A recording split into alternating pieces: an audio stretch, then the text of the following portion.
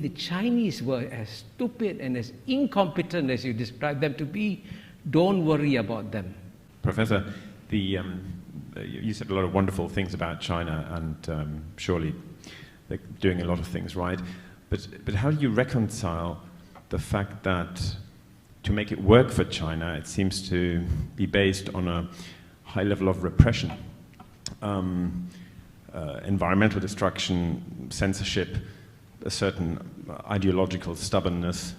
I mean, we've spoken about Hong Kong, the Uyghurs.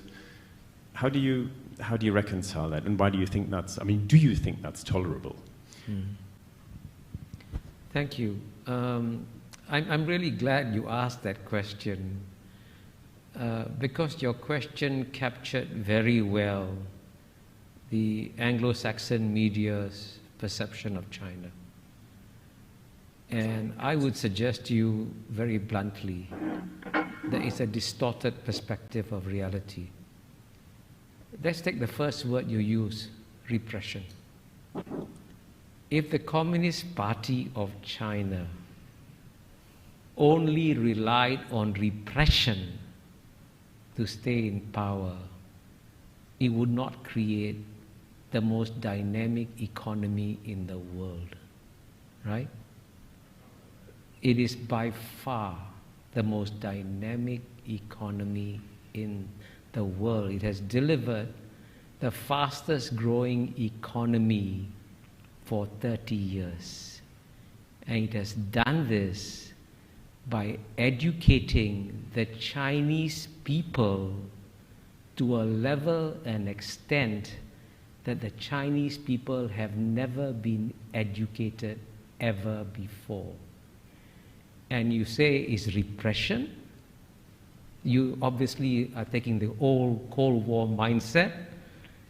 I was in Moscow in 1976, and I saw repression in Moscow.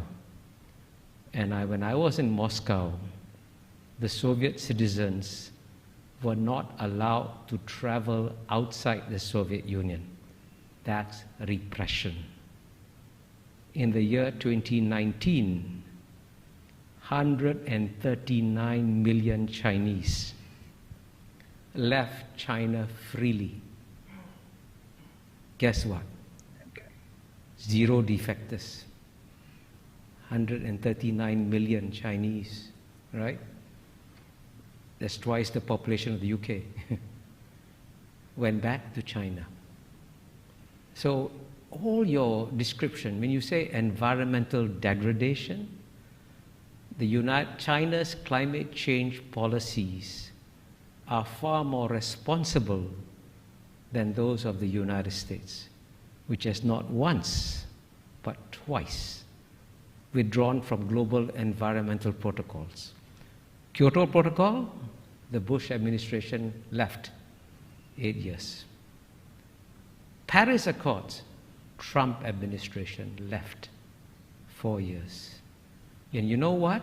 The reason why we're having climate change today is not because of new flows of greenhouse gas emissions from China and India. It's because of what the Western countries have put in the atmosphere since the Western Industrial Revolution. Get the data. The single largest contributor, cumulatively, right, is number 1, United States, number 2, Europe, number 3, China. Right? And the West wants China to pay an economic price for the current flows, but the West doesn't want to pay an economic price for what it put in the atmosphere. You want to deprive the Indians of electricity when the United States could just, by the way, if the United States could impose $1 a gallon tax, that would save the world. Cut down gasoline consumption, raise money for investment in green technology. Simple solutions. And by contrast, the largest reforestation program in the world is carried out by China. It has already reforested an area the size of Belgium or bigger, right? So all your descriptions capture the natural distortions of China that you get in the Anglo-Saxon media, which violate the rules of the Enlightenment, which say that you must be rational, calm, and objective, especially in understanding your adversary. And if the Chinese were as stupid and as incompetent as you describe them to be, don't worry about them.